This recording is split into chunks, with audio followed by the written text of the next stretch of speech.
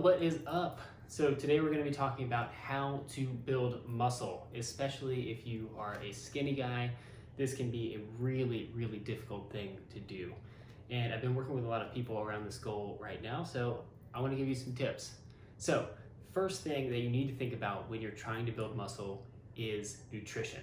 Okay, so nutrition is going to be so important because you need enough calories for your body to start transferring those calories into muscle, right? So the best way to do that is to first begin building awareness of how much you're actually eating. I've worked with a few people who start off trying to, start off saying, "Oh man, like I'm eating so much. I feel like I must be building muscle."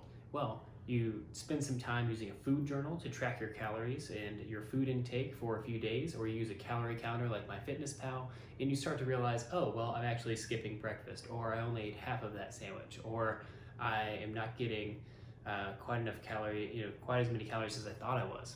So the first thing to do here is to build awareness of how many calories you're actually eating, and then use a calorie calculator like the one I provided in the link below to start tracking your calories and setting just above maintenance calories. Usually 10 to 15% above maintenance calories will be enough to build muscle over time. So that's the first step in nutrition, is start eating more. Be in a calorie surplus.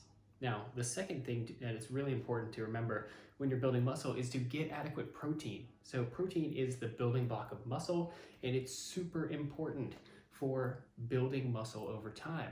Now, how much protein do you actually need? Well, the studies vary around this, but it seems like around 0.8 to 1.2 grams of protein per pound of body weight is adequate. Now, for most people, 1.2 grams of protein is going to be huge. It's going to be an enormous amount of protein to start consuming throughout the day. So what I found to be a really helpful way to do this is start adding in protein shakes and protein supplements to your meals.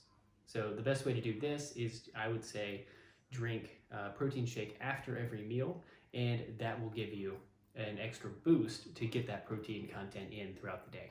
So that's nutrition, is be in a calorie surplus and eat adequate amounts of protein throughout the day. The second major pillar of muscle gain is having an adequate training program that's going to stimulate enough of your muscles throughout the week in order to force your muscles into adaptation that will lead to muscle gain. So how do we do this? Well, there's plenty of different training protocols out there. I think if you're a beginner, the best one to do is a push-pull legs routine. It's a 3-day routine where you do pushing exercises like push-ups or bench press for one of the days. And then the second day would be a pull exercise where you're doing things like pull-ups or lat pull-downs, and then another day for legs. And so for legs, you'd be doing things like squats.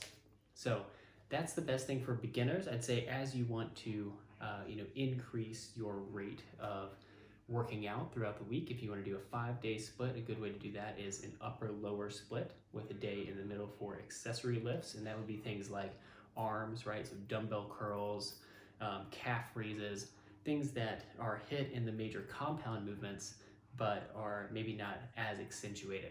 You want to be hitting each muscle group at least 2 times per week. That's really the key here. And what we want to focus on is progressive overload. So gradually increasing the intensity of your exercises throughout week over week, right? So what does that mean? How do you gradually progress your exercises? Well, there's a few different ways to do that. If you're using body weight, a great way to do that is by adding volume, right? So instead of doing 20 push-ups one week, you do 25 the next week. Okay, so you can do the same thing with weighted exercises where you're doing 10 reps of bench press, you go up to 12 or 15.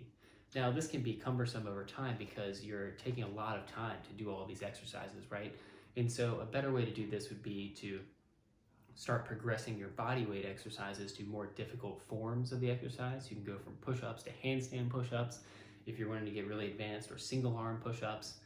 Or if you're doing weighted exercises, you can add weight to the bar, but after a little while that becomes too difficult to just gradually increase week over week. So you're going to want to increase the number of sets that you're doing instead, right? So you might be doing 10 sets of 100 pounds of squats one week, and then the next week you might be doing 2 sets at a slightly lower weight, but you're getting in more volume and intensity over time.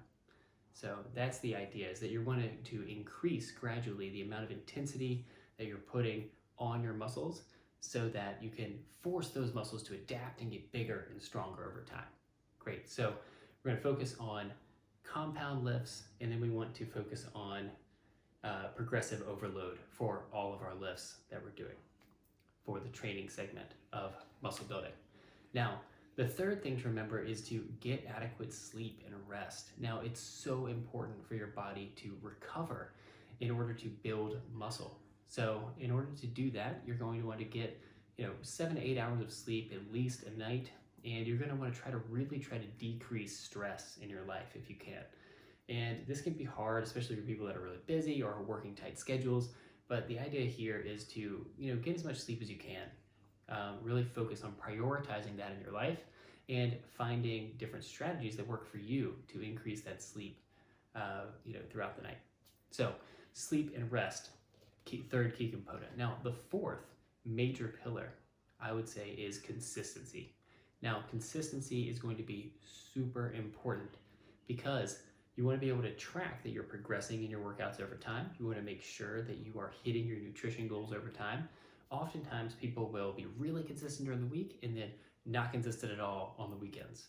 When that happens, you end up, when you look at total calorie expenditure over throughout the course of the entire week, or your total training protocol throughout the course of the entire week, you might realize some discrepancies. You might realize that, oh, well, on the weekends, I'm not being consistent enough, so I'm actually under eating, or I might be overeating, but unhealthy foods. So that can lead to either on the first hand, under eating, not getting enough calories in for your total calorie surplus for the week, or if you are overeating on the weekends, then that can lead to some unhealthy fat gain, and instead of doing more of just a lean bulk throughout the week.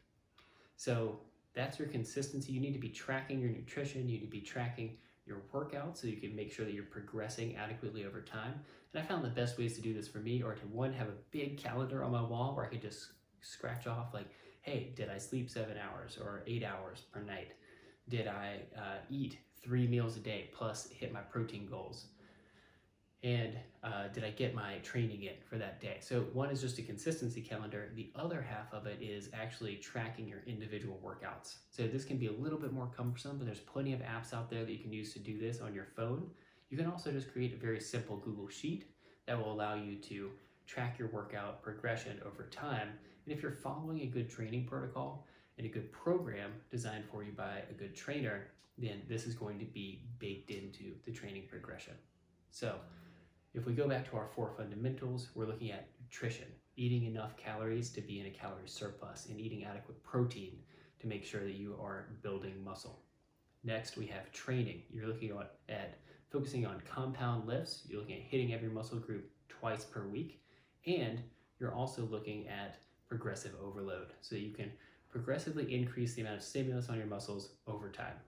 Number 3, we're looking at sleep and de-stress, right? So we're looking at trying to get adequate sleep every night, be really consistent with that so you allow your body to repair and grow.